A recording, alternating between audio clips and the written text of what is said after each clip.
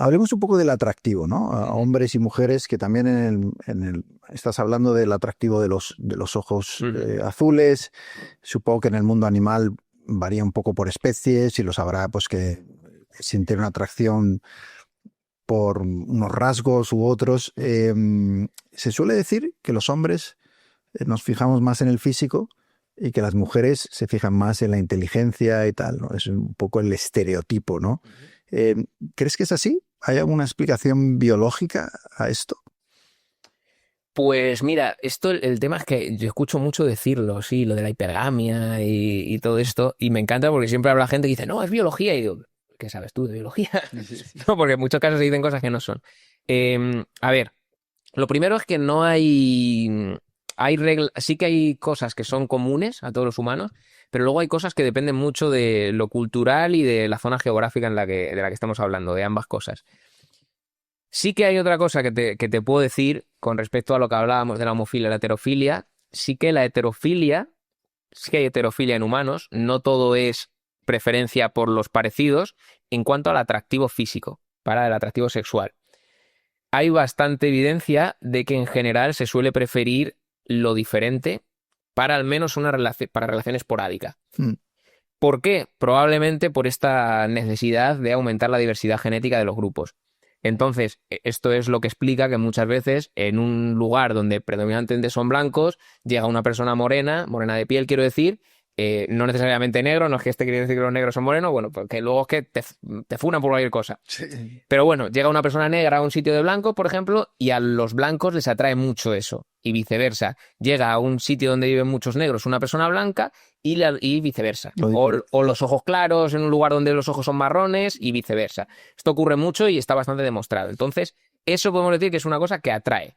Otra, en hombres, altura, voz grave, simetría, esto en ambos, son factores bastante importantes. Luego ya hay otros que no se sabe muy bien si son culturales, pero altura, voz grave y simetría sí que son bastante comunes. ¿Por qué? Pues porque en general suelen ser un indicador de calidad genética. Si tú has sido criado adecuadamente y tienes unos buenos genes, pues vas a desarrollarte más, vas a ser más grande. Si eres más grande, tienes un aparato fonador más desarrollado, normalmente más grave, por eso la voz grave. Y a su vez, si tienes una simetría, tanto facial como en el cuerpo, pero normalmente lo que nos fijamos es en la simetría facial, quiere decir que te has formado bien. Que en tu formación, cuando estabas en el útero de tu madre, no hubo ningún momento en el que tuvieras, pues yo qué sé, una deficiencia en hierro, me invento, ¿no? Entonces, todas estas cosas son importantes. Y la inteligencia también es algo muy heredable, muy genético y que depende también mucho de esa calidad genética de la que estamos hablando. Entonces, sí que es una cosa en la que las mujeres tendría sentido que se fijaran bastante.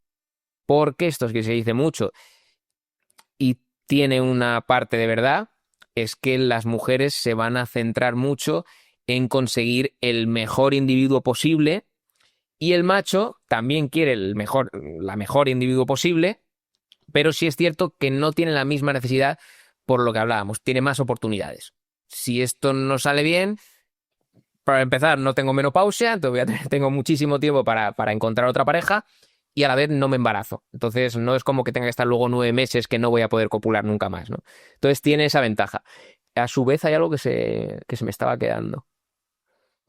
Sí, que una cosa que nunca se tiene en cuenta y que a mí me parece fundamental es la fiabilidad de la pareja, que es lo que te hablaba de los pájaros. Siempre hablamos de esta hipergamia, no, el mejor macho posible, no sé qué, ya, pero una cosa que importa mucho tanto a hombres como mujeres es la confianza que tú puedes tener en la pareja, porque yo puedo tener los mejores hijos del mundo porque eres un ejemplar maravilloso, pero si luego tú te vas y yo tengo que criarlos sola, tengo un problemón. Y viceversa. Yo puedo decir, buah, esta es la mejor hembra del planeta, claro, que bien elegido, pero si luego tengo que criar al hijo de otro porque me la has colado... De eso es un factor decisivo en el matrimonio, ¿no? Decisivo. Tanto para ellas como para ellos, el decir, bueno, esta es una persona que quiere una familia, que quiere una estabilidad y demás, y a la hora de elegir yo creo que mucha gente busca eso. Sí, pero fíjate, estás diciendo ya en el matrimonio, pero en el propio atractivo. Eso afecta también al propio atractivo porque eso nos viene de atrás. Los celos, por ejemplo, los celos son un mecanismo evolutivo que lo que está es pensado, bueno, pensado no, porque siempre suena como que digo que Dios nos lo ha puesto, no, pero lo que está es desarrollado para que nosotros sea más difícil que nos la cuelen, sea más difícil que nos engañen. Para tenernos alerta. Efectivamente. Y el enamoramiento, otra de las funciones que tiene es esa. Cuando tú estás enamorado, ¿qué haces continuamente? Estar con la otra persona. Continuamente. Estáis pegados. Entonces, ¿qué hace que estés con ella 24 horas al día, 7 días a la semana? Que sea muy difícil que esté con otro. Y que te toque a ti cuidar los hijos de otro. Y viceversa, que sea muy difícil que esté con otra. Entonces, en principio, va a ser los únicos hijos que tenga. Entonces, en principio, va a ayudarme a criarlos. Pero la fiabilidad es clave. Y siempre cuando escuchas a esta gente que dice, es biología, nunca te hablan de eso. Que te dicen, no, las mujeres no, pero los hombres podemos con todas las que queramos. No es verdad, porque la hembra también va a decir, hostia, este no es de confianza. Sí, ¿sabes? sí. ¿Los animales disfrutan del sexo como los humanos? Sí. ¿Y qué animal se parecería más a nuestro comportamiento en ese aspecto? Bueno, en cuanto a parecerse, yo creo que los que más se parecen en todo el tema sexual, pues yo te diría que son prácticamente los bonobos. Claro. Los bonobos, los delfines también son muy guarros, pero yo diría que los bonobos principalmente porque disfrutan el sexo más que, yo creo que más que los humanos incluso. Sí, ¿eh? Sí, porque están todo el día con ello y hacen de todo. O sea, no quiero ser gráfico, pero cuando te digo de todo es de todo. O sea, todo lo que se te ocurra que hacemos los humanos, los bonobos lo hacen también. Es Sí, curioso. quitando que no tienen un Satisfyer o algo de eso, Sí. lo hacen también. Y es que, fíjate, el tema con la biología es que explica todo prácticamente. Todo podemos explicar desde la biología y a veces dices, no quiero ser un chapas, pero hay otras que dices, es que esto cuadra. El orgasmo. ¿Qué sentido, y el placer en el sexo, qué sentido evolutivo tiene? Todo tiene un sentido. Bueno, tendrá el sentido de empujarte a querer hacerlo, ¿o no? Ese es uno, pero no el principal. No. Porque tú puedes querer hacerlo y una vez llegas, pues estás ahí, vale, pues ok, pim pam, fuera. Lo que hace el placer es decirte, tanto al macho como a la hembra, principalmente yo diría que se debió desarrollar primero en la hembra, es decirte, ok, ha ocurrido correctamente. Porque si no estuviera el placer, yo sé que se me pone encima el tipo, pero no sé si la cosa está yendo bien, si lo tiene dentro, si lo tiene fuera, no sé, porque como eso lo tengo insensible. Entonces, cuando aparece el placer, lo que yo veo también es, vale, es un individuo que... Esto es muy gráfico, tío, pero Bueno, no. llega donde tiene que llegar. No creo que nos censuren. No sé. Bueno, no te creas, ¿eh? Llega donde tiene que llegar. Entonces, como llega donde tiene que llegar, sé que probablemente deje el esperma lo suficientemente cerca del óvulo. Sé además que lo está haciendo el tiempo suficiente. Entonces es un individuo que tiene un físico adecuado. Se da a su vez una competencia armamentística en casi todas las especies donde hay fecundación interna, en la cual a los machos cada vez se les hace más largo y más grueso, o de repente, depende del tipo de pene, porque los patos, por ejemplo, tienen un pene como en espiral, porque la cloaca de la hembra es también en espiral, entonces tiene que ajustarse a la espiral para entrar bien. Y la hembra, a su vez, para asegurarse de que no la violinicen, dificulta también ese acceso, para que solo aquellos individuos con los que ella está de acuerdo en copular puedan llegar bien al final. Entonces, para dificultar estas violinizaciones, que es lo que te digo, claro, si yo hago, ¿cómo te diría?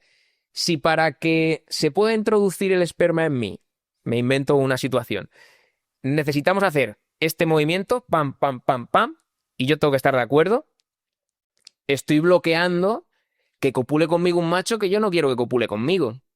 Porque si yo no estoy de acuerdo, es muy complicado que el macho llegue a hacer pam, pam, Muy pam, curioso, pam. o sea, Va a que ser así. hay especies que tienen un mecanismo antiviolación. Efectivamente. En los patos se da muchísimo. En los patos es súper común. Pero en el resto de animales también se da. Y no es que sea directamente antiviolación, pero sí que lo que hace es, si la hembra no está de acuerdo en el proceso, va a ser mucho más difícil que el esperma se deposite adecuadamente. Entonces, ¿cuándo la hembra va a estar de acuerdo en el proceso? Cuando normalmente deja que todo el proceso ocurra bien. Y cuando ocurre bien, la hembra tiene un refuerzo positivo y el macho también lo tiene, porque el macho también necesita saber que eso está ocurriendo adecuadamente. ¿Y por qué se prolonga el tiempo? ¿Por qué no es pim pam y siento ese placer y cojonudo? Pues porque en muchos casos lo que se está dando es una competencia espermática en la cual, a la vez que el macho introduce y saca, cuando introduce lo suyo, y cuando saca, lo que está haciendo es retirar esperma de otros posibles machos. De hecho, el nepe humano, la forma que tiene, está pensado para eso. Para salir con, digamos, los alerones, retirar esperma de otros posibles machos que hubiera ahí. ¿Y el orgasmo es común en las especies animales? Sí, hay varias especies que lo tienen, sí. También es verdad que el orgasmo, insisto, orgasmo igual es una palabra que nos hemos inventado nosotros, pero sí que ese placer, esa liberación de oxitocina, etcétera, sí que se da en más especies.